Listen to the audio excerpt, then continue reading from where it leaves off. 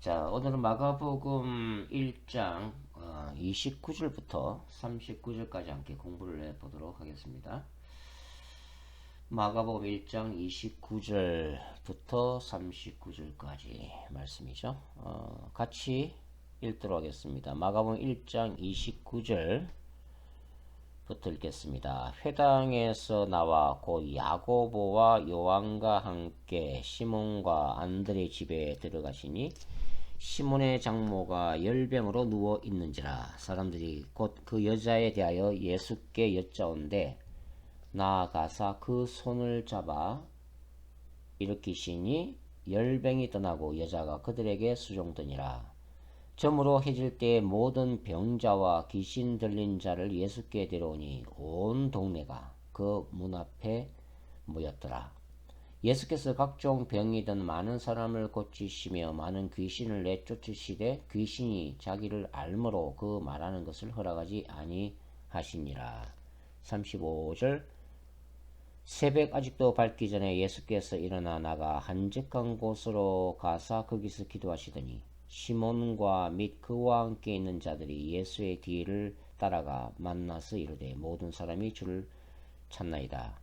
이르시되 우리가 다른 가까운 마을들로 가자. 거기서도 전도하리니 내가 이를 위하여 왔노라 하시고 이에 온 갈릴리에 다니시며 그들의 여러 회당에서 전도하시고 또 귀신들을 내쫓으시더라. 자, 오늘 이 단락은 사실 이제 마가복음 전반부의 그 주제를 함축하고 있는 단락이라고 할 수가 있겠습니다. 마가복음 전반부의 주제가 뭐라고 그랬죠? 주제가? 그렇죠? 질병 치유와 악령 축출이라고 말씀을 드렸습니다. 자, 그런데 우리가 오늘 이제 이 단락을 함께 공부하면서 한번 생각해 봐야 될 게 뭐냐면, 각 복음서들이 에피소드를 배열하고 있는 그 순서가 서로 다르다고 하는 사실입니다. 특별히 이제 오늘은 마가복음과 누가복음을 좀 이렇게 비교를 해볼 텐데요. 지금 도표에서 이제 보고 있는 바와 같이 이 마가복음과 누가복음이 기록하고 있는 것이 이 제자들을 부르신 이 사건. 그러니까 마가복음에는 1장 16절부터 20절에 기록이 되어 있고 누가복음은 어디에 기록되어 있어요? 5장 1절부터 12절에 기록이 되어 있죠. 그리고 나머지 사건들은 거의 순서가 똑같이 되어 있습니다. 그러니까 가버나움 회당 축사는 마가복음은 1장 21절에서 28절, 누가복음은 4장 31절에서 37절. 그 다음에 이제 가버나움 회당 축사 다음에 이제 기록된 것이 바로 시몬의 장모 질병 치유거든요. 마가복음에는 그 다음 순서를 따라서 1장 29절부터 31절. 누가복음도 역시 가버나움 회당 끝나고 축사 끝나고 기록되어 있죠. 4장 38절부터 39절. 그 다음에 예수님이 시몬의 장모의 질병을 치유한 다음에 각종 이 질병 들린 자와 악령 들린 자들을 축사하는 장면이 나오죠. 마가복음에는 1장 32절부터 34절. 그 다음에 누가복음에는 4장 40절부터 41절. 그리고 난 다음에 이제 예수님이 내가 다른 마을에 가서도 전도해야 된다고 말씀하시는 거, 예수님의 전도가 마가복음에는 1장 35절부터 39절이고 그 다음에 누가복음은 4장 42절부터 44절에 기록되어 있죠. 자, 그러니까 마가복음에는 예수님이 제자들을 먼저 부르신 다음에 가버나움 회당 축사, 시몬의 장모 치유, 각종 질병 치유, 예수님의 전도에 대한 말씀이 쭉 이어지는 반면에 누가복음에는 어떻게 기록되어 있어요? 누가복음에는 이 모든 사건들이 즉 가버나움 회당 축사부터 예수님의 전도에 대한 말씀이 먼저 있고 난 다음에 그 다음에 누가복음 4장에 기록된 다음에 그 다음에 누가복음 5장 1절부터 시작해서 저 유명한 뭡니까? 예수님이 베드로의 그 배 타시고 저 깊은 데로 가서 그물을 내려 고기를 잡으라 하고 하는 유명한 바로 말씀이 이제 기록이 되어 있죠. 자, 그러니까 이 누가복음에 따르면 이 베드로가 예수님을 따르게 된 것은 뭡니까? 4장에 기록되는 누가복음 4장에 기록되는 이 일련의 사건들이 일어나고 난 후에 그 다음에 이제 누가복음 5장이죠. 누가복음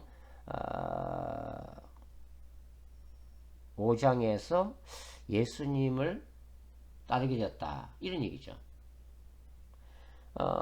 그러니까 누가복음 4장에 누가복음 4장 예를 들면은 시몬의 장모 질병 치유가 어디 기록되어 있다고요? 4장 그 38절부터 39절에 기록이 되어 있죠. 자, 누가복음 4장을 한번 찾아보겠습니다. 누가복음 4장 베드로의 장모님을 치유해 주시는 사건 누가복음 4장 38절과 39절 38절과 39절 찾아서 읽어보죠. 시작. 예수께서 일어나 회당에서 나가사 시몬의 집에 들어가시니 시몬의 장모가 중한 열병을 앓고 있는지라 사람들이 그를 위하여 예수께 구하니 예수께서 가까이 서서 열병을 꾸짖으신데 병이 떠나고 여자가 곧 일어나 그들에게 수종드니라. 그러니까 누가복음에 따르면은 베드로는 이미 뭘 경험했어요? 예수님이 뭡니까? 자기의 집에 오셔서 열병에 들린 자기 장모님을 기적적으로 치유해 주시는 것을 이미 경험을 하셨다는 거죠. 가버나움 회당에서 귀신을 쫓아내실 뿐만 아니라 뭡니까? 자기 집에 오셔서 장모님도 고쳐주시고 그 다음에 해질 무렵에 누가복음 4장 40절 보면 이제 해질 무렵에 사람들이 온갖 병자들을 바로 예수님이 고치시는 장면들. 그리고 귀신이 떠나가면서 누가복음 4장 41절에 보면은 당신은 하나님의 아들입니다 라고 이렇게 고백하는 이런 놀라운 장면까지 뭡니까? 다 경험을 이미 했다고 하는 거죠. 성경음이 그 예수님의 기적적인 능력에 대해서 이미 성경을 가진 상태에서 뭡니까? 누가복음 5장에서 5장 1절 무리가 몰려와서 하나님의 말씀을 들을 때 예수는 게네사렛 호숫가에 서서 호숫가에 배 두 척이 있는 것을 보시니 어부들은 배에서 나와서 그들을 씻는지라. 예수께서 한 배에 오르시니 그 배는 시몬의 배라. 육지에서 조금 떼기를 청하시고 앉아서 배에서 무리를 가르치시더니 자 시몬의 배를 강단 삼아서 예수께서 설교하신 다음에 뭡니까? 베드로에게 뭐라고 그래요? 깊은 데로 가서 그물을 내려 고기를 잡으라 이렇게 말씀하신 거예요. 그러니까 이 베드로가 뭡니까? 누가복음 5장 5절에 시몬이 대답하여 이르되 선생님 우리들이 밤이 맞도록 수고하였으되 잡은 것이 없지만은 말씀에 의지하여 내가 그물을 내리리다 하니 자 베드로가 이 어부로 잔배가 굵은 이 베드로 그리고 갈릴리 바다의 상황을 더 잘 알고 있다고 자부하고 있는 이 베드로가 예수님의 요구에 대해서 어떻게 반응했다고요? 우리들이 밤이 맞도록 수고하였으되 잡은 것이 없지만은 말씀에 의지해서 내가 그물 내리리라 라고 순종한 것은 뭡니까? 이미 예수님이 특별하신 사람이라는 것을 이미 직감했기 때문이죠. 예수님이 놀라운 기적을 행하시는 것을 직접 체험을 했기 때문에 베드로가 이 말씀에 순종을 하게 된 거죠.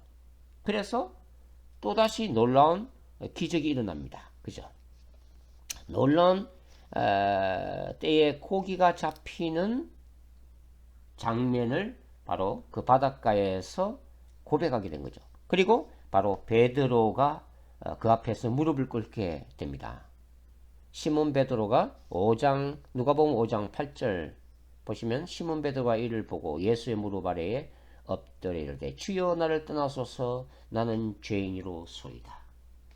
그러니까 베드로는 바로 그 순간 예수님 안에 있는 단순히 기적 행하는 자, 단순히 질병을 고치는 자, 단순히 귀신을 쫓아내는 자가 아니라 그것은 뭘 본 거예요? 바로 예수의 하나님의 아들로서의 신성을 발견한 거죠. 그리고 그 하나님의 임재 앞에 선 자신의 초라한 모습을 본능적으로 깨닫게 된 거예요. 그래서 그 앞에서 뭡니까? 주여 나를 떠나소서 나는 죄인입니다라고 하는 이 놀라운 고백을 하게 되는 거죠. 여러분, 우리가 죄인이 하나님을 정말 깊이 만나게 되면 뭘 고백하게 돼요? 자기가 얼마나 죄인인가를 고백하게 되잖아요. 이게 정말 진짜 신앙이라고 하는 거예요. 기독교 신앙이라는 것은 다른 게 아니라 내가 정말 은혜를 받았습니다, 뭐 그런 게 아니라 정말 참된 은혜는 뭡니까?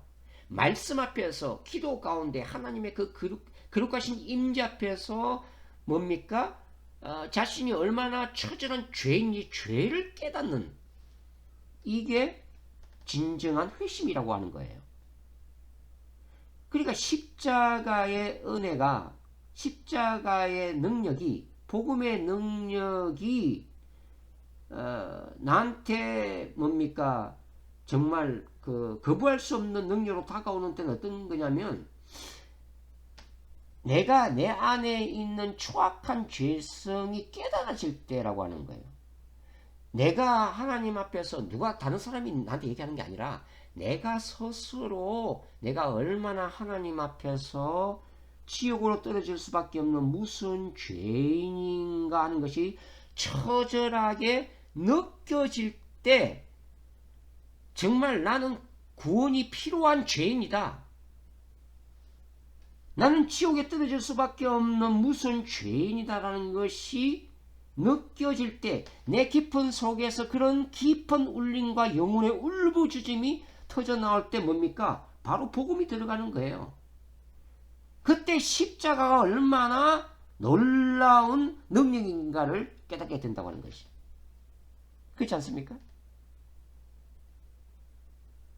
그러니까 이 누가복음의 누가의 에피소드, 이 배열에 따르면 바로 이 베드로는 뭡니까? 예수님을 따르게 된 것이 그냥 바로 따르게 된 것이 아니라 예수께서 행하시는 기적적인 능력을 보면서 그분에 대한 어떤 신뢰가 쌓여지면서 바로 이 바닷가에서 고기가 깊은 데로 가서 고기가 낚이는 이 사건을 정점으로 바로 예수 안에 있는 하나님의 놀라운 신성, 하나님의 아들 되심을, 메시아이심을 직감하고 그 앞에서 자신의 죄성을 고백하면서 바로 제자로 따르게 되었다 하는 것이 바로 누가의 메시지라는 것을 우리가 알 수가 있다고 하는 거죠. 자, 그래서 우리가 이제 이 복음서들은 바로 이러한 어떤 동일한 사건들이 서로 다른 자리에 배치되고 편집되어 있다는 것을 우리가 이제 발견을 할 수가 있다고 하는 거죠. 그래서 이 복음서 안에 있는 사건들을 정확한 어떤 시간 순서대로 배열해내기는 상당히 어렵습니다.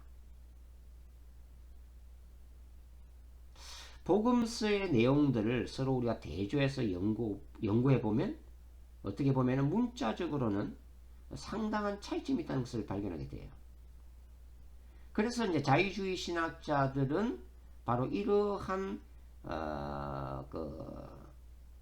이러한 현상들을 상호 모순적인 에피소드로 이제 간주를 하면서 이것이 어떤 역사적인 사건이 아니라 초대 교회가 인위적으로 나중에 신앙 고백적인 차원에서 만들어낸 하나의 문학 작품으로 취급하는 오류를 범하게 된 거죠.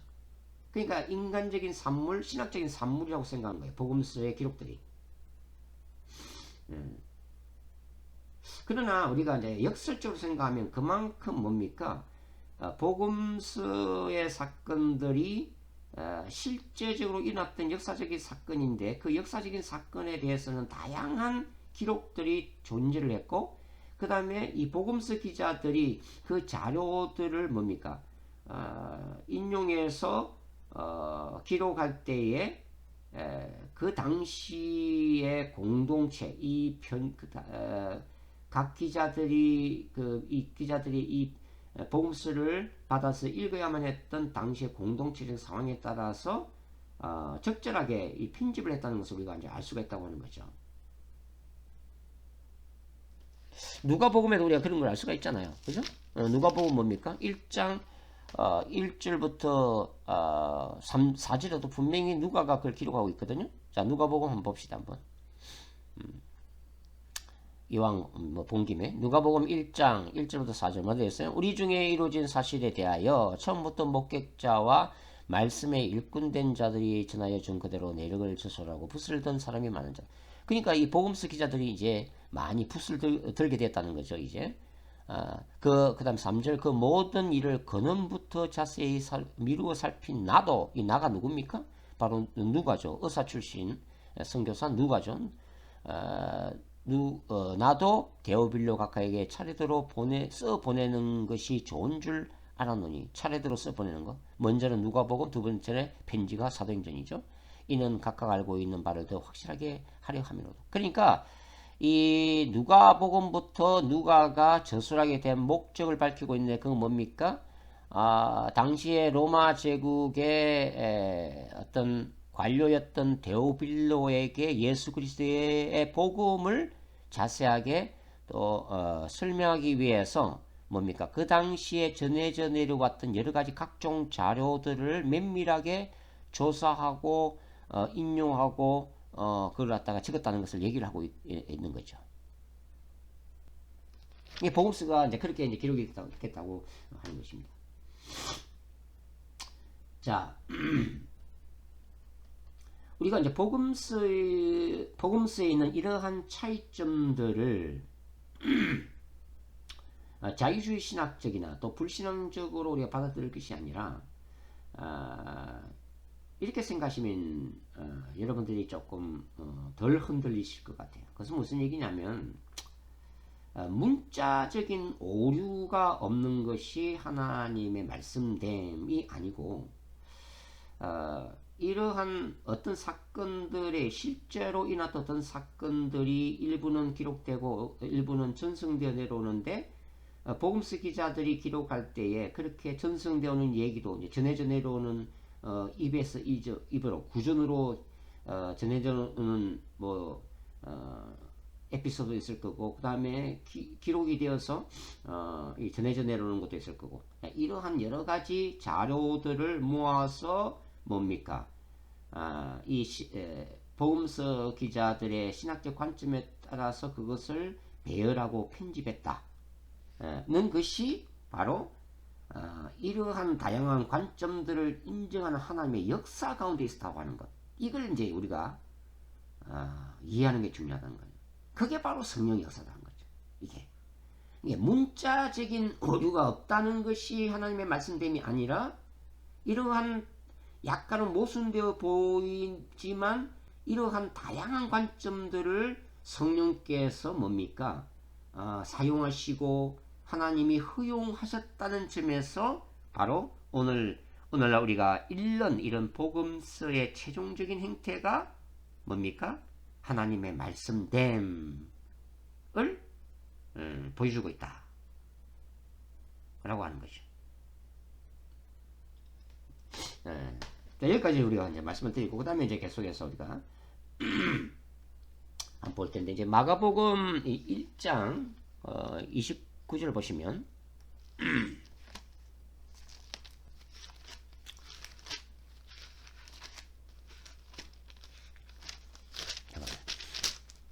자, 마가복음 1장 29절 보면 회당에서 나와 곧 야고보와 요한과 함께 시몬과 안드레 집에 들어가시니. 자, 이 마가복음 1장 29절에는 예수께서 시몬과 안드레 집에 들어가셨다고 되어 있고 그 다음에 누가복음 4장 38절에는 아까 우리가 읽었는데 뭐라고 되어 있어요? 시몬의 집으로 되어 있죠. 누가복음 4장에는 시몬의 집으로만 기록이 되어 있는데 이 마가복음 1장 29절에는 마가는 이것이 시몬의 집일 뿐만 아니라 시몬과 안드레의 집이라고 되어 있죠. 시몬과 안드레가 같이 살았던 집으로 되어 있습니다. 그리고 여기에 장모님을 모시고 있다고 하는 거죠. 근데 뭐 여기 보면 또 베드로의 아내는 기록이 되어 있지 않아요. 베드로의 아내는 기록되어 있지 않는데 그러나 이제 우리가 또 이 성경을 폭넓게 이렇게 또 찾아보면 예를 들어서 고린도서 9장 5절에 보시면 고린도서 9장 5절에 보시면 우리가 다른 사도들과 주의 형제들과 게바와 같이 믿음에 자매된 아내를 데리고 다닐 권리가 없겠느냐? 이 바울의 얘기죠. 자, 이게 바울이 지금 고린도전서 9장 5절에 뭘 지금 얘기하고 있는 거예요? 베드로를 봐라. 베드로도 자기 와이프를 데리고서 계속 이렇게 전도 활동을 하고 있지 않느냐. 그러니까 베드로의 아내도 나중에는 뭡니까? 베드로를 따라다니면서 같이 동력했다는 것을 우리가 알 수 있는 장면이죠. 자, 특별히 지금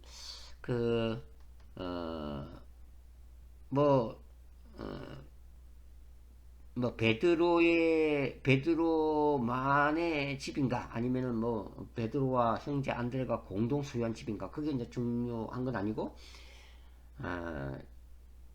지금 이 베드로의 집에서 예수님이 오셔서 장모님을 고쳐주신 사건은 우리가 어떤 것을 알 수 있냐면 이 마가복음을 기록했던 이 저자가 누구라고요? 마가 요한이죠. 마가 요한. 근데 이 마가 요한은 바로 베드로전서 5장에 따르면 베드로에게는 믿음의 아들에 해당하는 사람이었다고 하는 거죠. 그러니까 바울에게 디모데가 있다면 베드로에게는 바로 마가가 있다 이렇게 말씀을 드리죠. 굉장히 가까운 사이죠. 그러니까 특별히 이제 베드로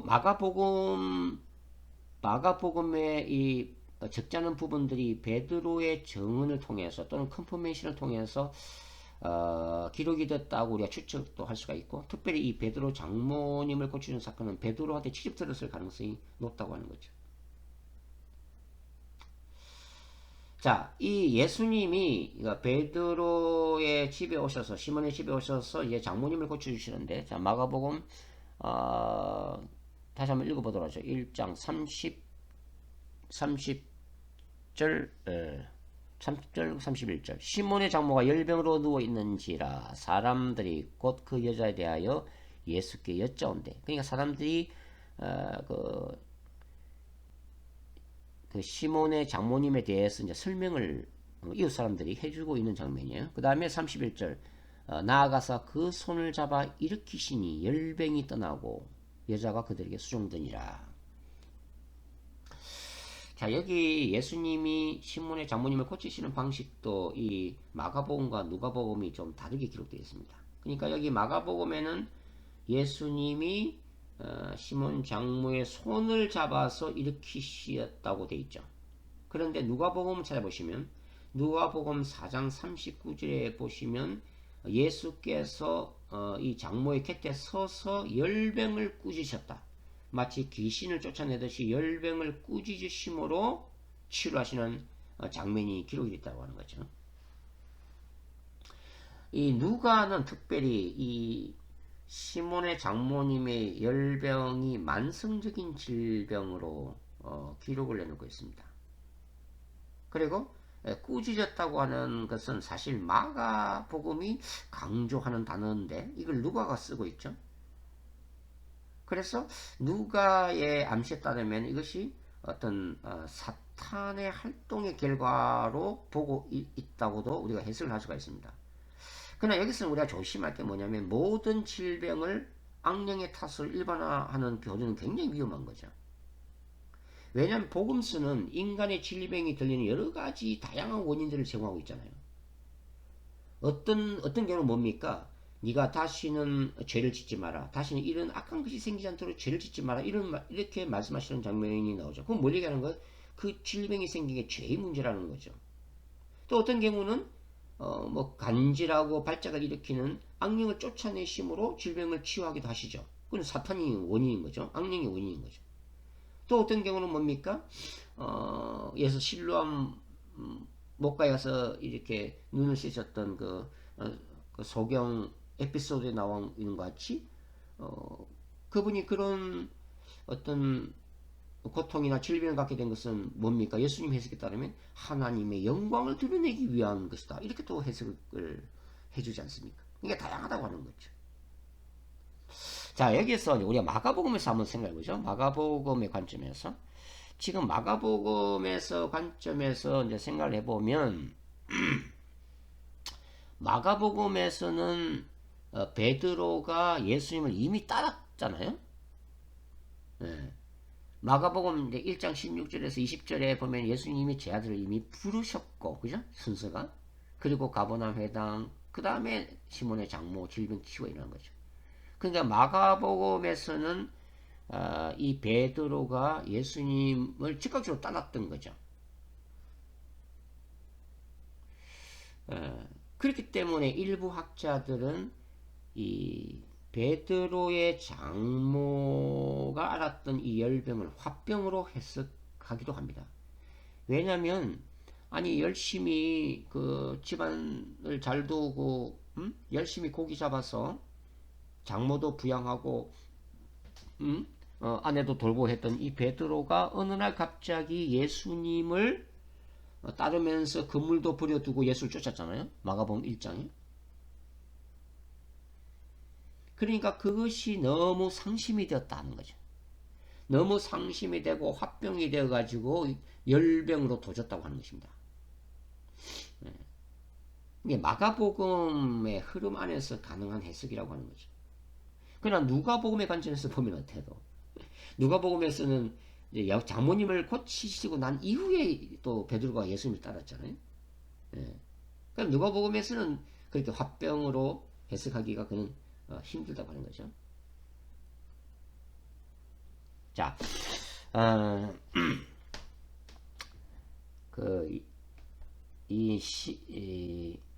시몬 베드로의 장모님이 이제 고침을 받은 다음에 어떻게 하셨어요? 자, 마가복음 1장 31절에 어떻게 기록되어 있다고요?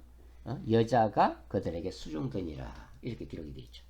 자, 여기서 이제 이 수종드니라고 하는 단어를 우리가 조금 주목해서 한번 공부를 해보도록 하겠습니다. 자, 이 단어가 디아코네오예요. 디아코네오다. 이 디아코네오라고 하는 헬라의 원래적인 의미는 노예가 주인의 식탁에서 시중을 들 때 사용된 헬라어입니다. 그러니까 예수님의 주 대심, 로드십을 지금 얘기를 하고 있는 건데, 이 마가복음에서는 이 단어가 이미 등장이 됐죠. 어디에 등장됐어요? 1장 13절에 기록되어 있잖아요. 자, 1장 13절. 마가복음 1장 13절을 한번 찾아서 읽어보죠. 광야에서 40일을 계시면서 사탄에게 시험을 받으시며 덜짐승과 함께 계시니 천사들이 수종을 드니라. 그렇게 돼 있어요. 그러면은 여기서 천사들이 수종드니라. 그러면 이 수종이라고는 똑같은 단어가 디아코네오가 쓰이는데 이것은 뭡니까? 바로 천사들이 주님 대신 예수님을 섬기고 있는 장면이죠. 왕 대신 예수님을 섬기고 있는 장면이죠. 사탄의 이 시험을 이기고 종말론적인 그릇간 전쟁에 승리하신 승리자 예수님, 만주의 주를 섬기고 있을 때에 사용된 헬라어가 디아코네오라고 하는 헬라어라는 것을 우리가 알 수가 있죠. 천사들이 뭡니까? 노예 종의 자리에서 참된 주인이신 예수님을 섬겼고, 그 다음에 예수님이 시몬의 장모를 고쳤을 때 이 시몬의 장모가 이제는 바로 종의 자리에서 주인 대신 예수님을 섬기고 있다는 것을 우리가 알 수가 있죠. 자, 이제 내친 김에 이제 마가복음 10장을 한번 더 보겠습니다. 마가복음 10장에 보면은 또 우리가 유명한 구절을 발견하게 되잖아요. 마가복음 10장 45절을 찾겠습니다. 마가복음 10장 45절. 인자가 온 것은 승김을 받으려 함이 아니라 도리어 승기려 하고 자기 목숨을 많은 사람의 대속물로 주려 함이니라. 바로 승김의 도를 보여주신 장면인데, 이때 승김을 받으려 합니다. 이 승김이라고 하는 단어가 똑같은 단어입니다. 디아코네오라고 하는 수종들다 이런 뜻이죠. 그러면 여기서 우리가 10장 45절에서 알 수 있는 것은 뭡니까? 인자가 온 것은 주인으로서 의당받아야 될 노예들, 종과 같은 인간들로부터 당연히 로드십으로 받아야 되는데, 그 승기를 받으려 하는 것이 아니라 도리어 뭡니까? 승기려 하고, 예수님이 오히려 노예 상태로 가셔서, 종의 상태로 가셔서 뭡니까? 죄인된 인간들을 마치 주인된 것처럼 섬기러 오셨다고 하는 거죠. 그렇기 때문에 자기 목숨을 많은 사람들을 위한 대속 제물로 내어 주실 거라고 하는 거죠. 참된 만유의 주인 대신, 주 대신, 왕 대심을 포기하고 노예의 자리로 내려오신 예수님의 승김의 도를 보여주고 있다고 하는 것입니다. 자, 이제는 우리가 이제 교회론적 관점에서 다시 한번 29절을 보도록 하겠습니다. 마가복음 1장 29절을 이제 교회론적 관점에서 한번 해석을 해봅시다. 마가복음 1장 29절을 다시 한번 읽어보죠. 마가복음 1장 29절을 다시 한번 읽어봅시다. 회당에서 나와 곧 야고보와 요한과 함께 시몬과 안드레의 집에 들어가시니. 자, 여기 교회론적 관점에서 조금 또 새롭게 해석하면 이것이 뭐냐면, 지금 여기서 그 회당과 베드로의 집이라고 하는 장소가 대조를 이루고 있다는 거죠. 마가가 대조를 시키고 있다고 하는 거죠. 회당과 베드로의 집. 회당은 바로 뭡니까? 악령 들린 자를 쫓아냈던 장소죠. 베드로의 집은 장모를 치유하시는 장소죠. 이 마가의 표현에 따르면 마가는 회당으로부터, 헬라 에크를 쓰고 있는데요. 이 에크가 out of죠. 회당으로부터 나왔어, 에크. 그 다음에 베드로의 집으로, 에이스, into 이런 뜻이죠. 이게 분명한 방향을 제시하고 있는 거죠. 회당으로부터 나와서 베드로의 집으로 이렇게 예수님이 이동하고 있는 것을 생생하게 보여주고 있는 거죠. 자, 한번 교회론적 관점에서 우리가 볼 때는 뭡니까? 회당이란 것은 유대교의 상징이죠. 초대교회의 상징이 뭡니까? 바로 가정교회죠. 하우스 처치죠. 지금 베드로의 집이 가정교회의 상징화되고 있다고 하는 것입니다. 그래서 이 시몬 장모님이 이 수종을 드셨다라고 하는 이 단어를 교회론적으로 보면은 바로 디아코니아를 상징하고 있는 거죠. 디아코니아. 디아코니아가 뭡니까? 교회 공동체를 섬김 또는 교회 공동체를 섬기는 사역 그 자체를 디아코니아라고 하죠. 그러니까 교회론적 관점에서 보면 뭡니까? 하나님의 나라는 회당이 아니라 이제는 시몬의 집으로 상징화된 가정교회로 하나님의 나라가 침투해서 바로 이곳에서 제자를 삼고, 이러한 세워진 제자들을 통해서 뭡니까? 하나님의 나라가 확장되어 갈 것이라고 하는 어떤 암시, 신학적인 암시를 또 우리가 읽어낼 수가 있는 거죠. 그러니까 이 시몬의 장모님이 예수님과 제자들을 섬겼다고 하는 것은 뭡니까? 교회 사역의 디아코니아를 의미할 뿐만 아니라 더 나아가서 시몬의 장모님이 예수님의 여제자가 됐다는 것도 우리가 확장 해석할 수 있죠. 그래서 예수님과 제자들을 계속해서 지원했다고 볼 수가 있습니다. 자, 이런 것은 이제 마가복음 15장을 한번 읽어보죠. 마가복음 15장. 예, 마가복음 15장을 우리가 한번 찾아서 보도록 하겠습니다. 마가복음 15장 40절과 41절 한번 찾아서 읽어보겠습니다. 마가복음 15장 40절과 41절. 멀리서 바라보는 여자들도 있었는데, 이제 십자가를 멀리서 바라보고 있는 거죠. 멀리서 바라보는 여자들도 있었는데 그 중에 막달라 마리아와 또 작은 야고보와 요새 어머니 마리아와 또 살로메가 있었으니 이들은 예수께서 갈릴리에 계실 때에 따르며 섬기던 자들이요, 또 이외에 예수와 함께 예루살렘에 올라온 여자들도 많이 있었더라. 자, 여기에 보면 예수님을 지속적으로 따랐던 제자들의 이름이 기록되어 있죠. 여성들의 이름. 예수님과 제자들을 후원하고 지원하고 식사 시중도 들고 또 경제적인 도움도 줬던 그런 어떤 추종했던 여성들이 기록되어 있는데, 여기 보면 이제 갈릴리에 계실 때에 따르며 섬겼던 자들이라고 또 기록되어 있는 거 봐서는 뭡니까? 시몬 장모님의 이름을 정확하게 우리가 알 수는 없어도 이렇게 갈릴리에서부터 따라서 예루살렘으로 올라왔던 여인들 중에 바로 시몬의 장모님도 있지 않았을까라고 추측해 볼 수 있는 그런 장면이죠. 자, 그 다음에 이제 마가복음 1장 그 32절부터 34절 다시 한번 읽어보겠습니다. 마가복음 1장 32절부터 저물어 해질 때에 모든 병자와 귀신 들린 자를 예수께 데려오니 온 동네가 그 문 앞에 모였더라. 예수께서 각종 병이든 많은 사람을 고치시며 많은 귀신을 내쫓으시며 귀신이 자기를 알므로 그 말하는 것을 허락하지 아니하시니라. 자, 이 32절부터 34절까지가 특별히 마가복음의 전반부의 내용을 요약하는 단락이라고 할 수가 있죠. 바로 병고침과 축사입니다.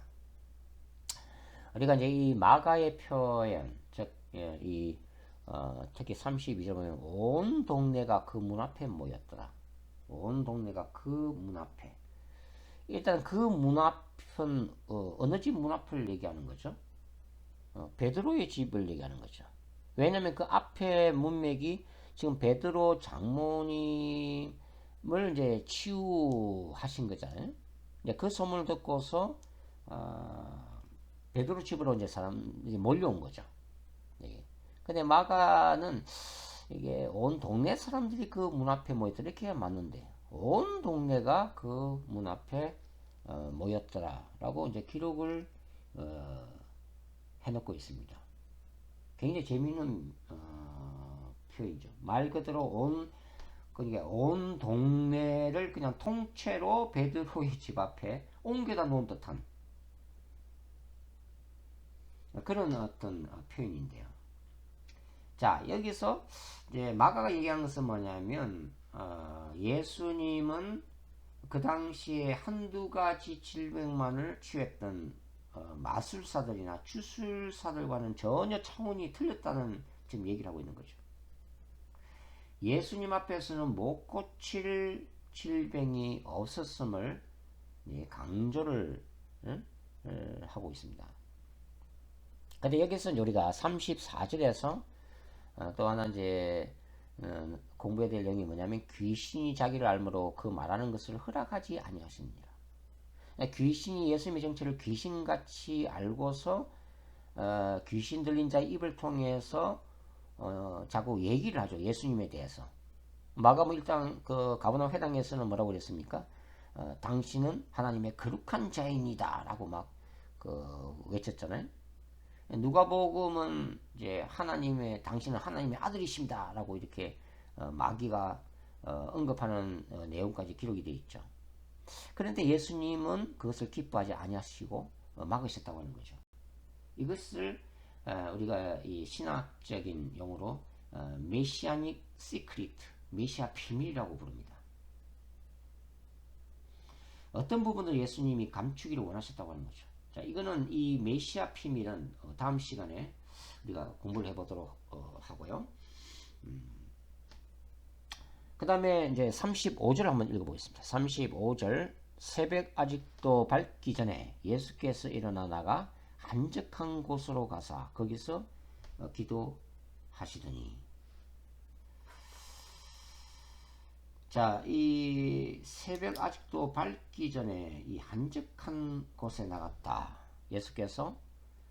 예수께서는 이 베드로의 집에서 멀리 떨어진, 어찌 보면 이게 헬라 단어는 광야라고 표현할 수도 있는데, 이 광야에 나가서 예수께서 계속 기도하셨다. 이렇게 기록을 해놓고 있습니다. 자, 이 기도하심이 미완료 시제로 기록되어 있거든요. 그 얘기는 뭐냐면 예수님이 지속적으로 기도하신 분이라는 것을 우리에게 말해주고 있는 거죠. 그런데 우리가 먼저 이제 생각해 볼 게 뭐냐면, 이 마가복음 1장 예를 들어서 21절 가버나움 해당에 들어가는 바로 그 부분이죠. 21절부터 지금 34절까지가 하루 동안에 일어난 일로 추정할 수 있다고 하는 거예요. 자, 21절 보시면은 뭐라 되어 있습니까? 예수님이 무슨 날에 해당에 들어가셨어요? 안식일에 해당에 들어가신 거죠. 안식일에 해당에 들어가서 사역을 하신 거잖아요. 이 안식일은 유대인들의 시각에서 보면 안식일은 언제부터요? 금요일 저녁부터 토요일 저녁까지죠. 뭐 보통 이제 금요일 오후 6시부터 토요일 오후 6시까지죠. 이게 안식일이. 그러니까 이 안식일에 아마도 이제 오늘날로 치면은 토요일 낮 시간 뭐 아침이나 낮 시간 정도로 추정되는데, 여하튼 이 안식일날 회당에서 악령 들린 자를 고쳐내시고, 그 다음에 29절에 보면 회당에서 나와 곧 야고보와 요한과 함께 시몬과 안드레 집에 들어가셨죠. 안식일날 이 가버나움 악령 축사사이 끝난 다음에 바로 이어서 회당에서 나와서 안식일날에 그 시몬의 장모를 고쳐주시죠. 그리고서 32절을 보면 저물어 해질 때에, 자, 그러니까 지금 뭡니까? 새로운 하루가 시작되는, 저녁부터 유대인들은 저녁부터 새로운 날이 시작되니까, 안식일이 이제 끝나고, 오늘 치면은 이제 토요일 저녁부터가 이제 주일에 해당되는 거죠. 그때에 뭡니까? 온 동네가 아픈 사람들이, 귀신 들린 자들이, 악령 들린 자들이 베드로의 집을 구름대처럼 몰려온 거죠. 자, 그러면 여기서 우리가 의문이 뭐냐면, 왜 이 해가 지고 난 다음에 이런 각종 환자들이 예수님을 찾아왔는가 하는 것입니다. 바로 인본주의적이고 율법적인 안식일 규정 때문에 그런 거죠. 이게 안식일에는 예수님께 와서 병자들을 고치고 싶은데, 가족들이 고치고 싶은데, 본인이 고침받고 싶은데 바리새인들, 서기관들 눈치 때문에 못 찾아온 거죠. 자, 유대교는 613개조의 세부적인 그 율법을 만들어냈죠. 그래서 그 노동을 금지를 시켰습니다. 그 요한복음 6장에도 보면은 그 베데스다에서 38년 된 병자가 고침받는 사건이 나오는데, 그 보면은 바리새인들이 뭐라고 해요? 고침받은 환자가 자리를 들고 일하니까 그게 굉장히 못마땅한 거죠. 자리를 들고서 옮기는 그 자체가 못마땅한 거예요. 그러니까 서경과 바리새인들은 이 안식이라 할지라도 환자를 고치기 위해서 이동하거나 고치는 행위 자체를 못마땅하게 생각한 것입니다. 그러니까 이런 눈치 때문에 낮 시간에는 못 오고 그 다음에 안식일이 끝나는 저물어 해질 때에 뭡니까? 아픈 가족들을 데리고 또 환자들 본인들이 바로 찾아와서 구름대처럼 몰려오게 된 거예요. 자, 그러니까 예수님의 사역은 바로 안식일부터 시작해서 계속해서 지금 사역이 진행되고 있는 거죠. 그리고 이제 35절 새벽 아직도 밝기 전에 그 밤 새도록 수많은 환자들을 예수님은 안수하시고 악령들을 쫓아내시면서 사역을 계속 하신 거죠. 굉장히 피곤한 하루입니다. 그리고 새벽 아직도 밝기 전에 뭐 예수님이 얼마나 잠을 주무셨겠어요.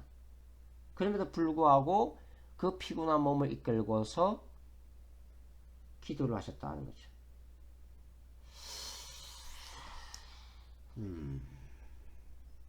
자, 우리들의 경우는 어떻게 할까요? 저라면은 푹 쉬겠습니다. 사역을 하루 종일 했기 때문에 몸이 뭐 피곤하기 때문에 일단 푹 쉬어야죠. 푹 쉬고서 그 다음에 이제 맑은 정신과 이렇게 해야 되는데 예수님은 그러지 않으시고 새벽 아직도 밝기 전에 기도하심으로 인해서 아주 도전을 주고 계시네요. 자, 그만큼 예수님에게는 이 숱한 사역들 가운데서도 본질적인 것이 아버지와의 교통이었다는 것을 사실 우리가 알 수가 있습니다. 뭐 이제 요한복음 여기까지 제가 끝내진 않겠는데 예수님의 사역의 비밀은 바로 이 기도 생활이 있었다고 하는 거죠. 끊임없이 아버지와 교통하면서 아버지께서 말씀하시는 것을 듣고 보여주시는 것만을 행하셨다고 하는 것이 요한복음이 얘기하는 예수님의 사역의 비밀이거든요. 그것이 바로 기도 생활이다. 저와 여러분이 참 기도 생활에서 도전을 받을 수 있는 그런 장면이죠. 자, 오늘 본문도 이제 우리가 누가복음 4장과 조금 서로 비교해서 한번 공부를 해볼 필요가 있는데요. 자, 마가복음 1장에는 이렇게 이제 예수님이 기도하시고 그 다음 장면이 뭡니까? 이제 36절부터잖아요. 36절 마가복음 1장 36절부터 먼저 다시 읽어보죠. 시몬과 및 그와 함께 있는 자들이 예수의 뒤를 따라가. 지금 예수님이 그 시몬의 그 집에서 벗어나서 한적한 광야에서 기도를 하셨는데 베드로와 제자들이 바로 예수님의 뒤를 따라가는 장면이죠. 따라가서 30절 만나서 이르되 모든 사람이 주를 찾나이다. 제자들이 예수님을 만나서 아직도 많은 사람들이 주님을 찾고 있습니다. 이렇게 지금 얘기하는 장면이죠. 35절 이르시되 우리가 다른 가까운 마을들로 가자. 거기서도 전도하리니 내가 이를 위하여 왔노라 하시고. 자, 이제 요 장면을 누가복음 4장과 한번 대조를 한번 해보죠. 누가복음 4장에는 어떻게 이 장면을 묘사를 하고 있나요? 누가복음 4장 42절 찾아서 읽어보죠.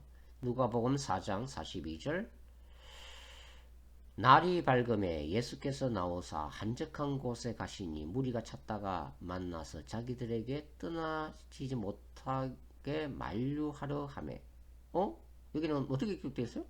제자들이 찾아가서 예수를 만나서 무리가 찾습니다. 이렇게 얘기하는 게 아니라 무리가 찾아. 이 수많은 무리가 예수님 한적한 곳에 가서 가 계신 예수님을 끝끝내 찾아내서 자기들에게서 떠나가지 못하게 만류하는 장면이 나오죠. 마가복음에서는 제자들이 예수님을 만나지만 누가복음 4장에서는 무리들이 예수님을 만나고 있다고 하는 차이점을 우리가 발견할 수가 있습니다. 자, 마가복음 1장 이 37절에서 모든 사람이 주를 찾습니다. 모든 사람이 주를 왜 찾아요? 왜 찾는 이유가 뭐야? 바로 병고침과 축사 때문이죠. 병을 고쳐주시고 악령을 쫓아내 주시기 때문에 주님을 찾는 거죠. 그러니까 예수님의 현실적인 필요를 채워주기 때문에 수많은 사람이 예수님을 찾아왔다고 하는 거죠. 그러니까 아직 일반 무리들, 군중들, 아니 뭐 예수님을 따르는 제자들도 마찬가지죠. 예수님은 어떤 모습을 비추고 있는 거예요? 능력 행하는 자, 기적 행하는 자, 미러클 퍼포머, 병을 고치시고 악령들을 쫓아내시는 분으로만 인식되고 있다. 그 수준에서 인식되고 있다고 하는 거죠. 그러니까 메시아로 오신 예수, 종말론적인 하나님의 나라를 전하시는 선지자로서의 예수, 죄로부터 인간을 구원하기 위한 메시아 되신 예수님에 대한 개념은 없는 거죠, 아직. 자, 그럼에도 불구하고요, 병고침과 축사는 필요 없는가 하는 것입니다. 그러니까 앞에 그 예수님의 선포하심 하나님의 나라, 기록된 성경, 선포되어지는 말씀에 대한 중요성만을 강조하면서 예수님이 행하신 이 병고침과 축사를 부인하는 것이 바로 은사 종식론자들이죠. 그러니까 기적들은 사도들이 활동했던 1세기로 이미 끝났다. 제자들이 행했던 기적들은 말씀을 전하기 위한 도구로서 1세기로 끝난 것이다. 지금은 정경인 성경이 완성되었고 때문에 지금은 그런 병고침과 기사는 그런 은사들과 능력과 기름 부으심은 사라졌다라고 얘기하는 것이 은사 종식론자들이죠. 그러나 결론적으로 제가 늘 말씀드리시기 뭐냐면 말씀과 복음을 전가하는 표적으로서의 은사들과 기적들은 주님 재림하실 때까지 존재한다는 것입니다. 자, 이 마가복음 1장에서 예수님이 내가 다른 가까운 마을들로 가서 전도하겠다고 말씀하시네. 이 전도가 뭡니까? 케립소죠. 헬라어 케립소. 케립소는 선포하다, 설교하다 그런 뜻입니다. 예수님이 다른 데로 가서도 설교하시겠다는 거예요. 다른 데 가서도 선포하시겠다는 것입니다. 그러니까 뭘 선포하시고 뭘 설교하시겠다는 거예요? 바로 하나님의 나라죠. 하나님의 나라. 마가복음 1장 15절에서 말씀하셨던 때가 찼고 하나님의 나라가 가까이 왔으니 회개하고 복음을 믿어라. 바로 하나님의 나라를 정언하시겠다고 하는 것입니다. 그런데 이 하나님의 나라의 도래를 알리는 표적이 뭡니까? 예수님을 통해서 나타난 질병치유와 축사입니다. 그러니까 사람들의 질병을 고치고 악령들을 쫓아내는 이것은 하나님의 나라의 종말론적인 도래를 알리는 표적이라고 하는 거예요. 그러니까 질병치유와 축사 사역 자체가 말씀 사역을 우선할 수는 없어도 뭡니까? 그 말씀을 증가할 수 있는 강력한 파워 에반젤리즘의 도구라는 사실을 우리가 늘 잊어서는 안 된다고 하는 거죠. 자, 1장 39절, 마가복음 1장 39절 다시 한번 읽어보죠. 이에 온 갈릴리에 다니시며 그들의 여러 회당에서 전도하시고 또 귀신들을 내쫓으시니라. 여기에도 보면은 마가는 두 개의 현재 분사형 쓰고 있는데 그게 뭐냐면은 프리칭이고 하나가 뭐냐면 캐스팅 아웃입니다.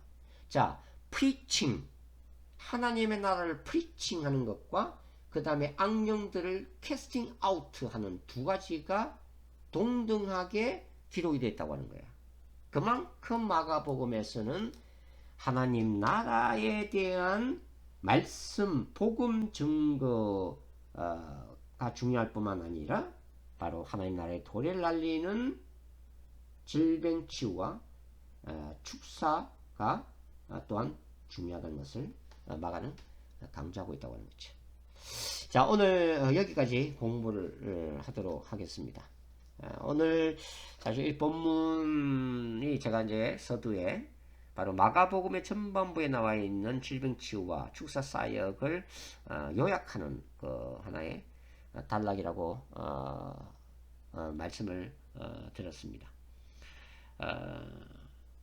우리가 매번 이렇게 나누는 것은 뭐냐면 균형 감각이죠. 하나님의 말씀과 하나님의 능력이 늘 우리에게 균형을 이루면서 하나님 나라가 말씀과 복음으로서의 그 깊이 있는 진리를 전하는 사역이 필요할 뿐만 아니라 또 뭐가 필요하다고요? 그다음 말씀을 정말 불신자들에게 보여줄 수 있고 확신시킬 수 있는 정말 성령의 능력이 또한 우리에게도 필요하다는 것. 우리가 그것을 사모해야 된다는 것. 그것을 말씀드리면서 오늘 마치도록 하겠습니다. 감사합니다.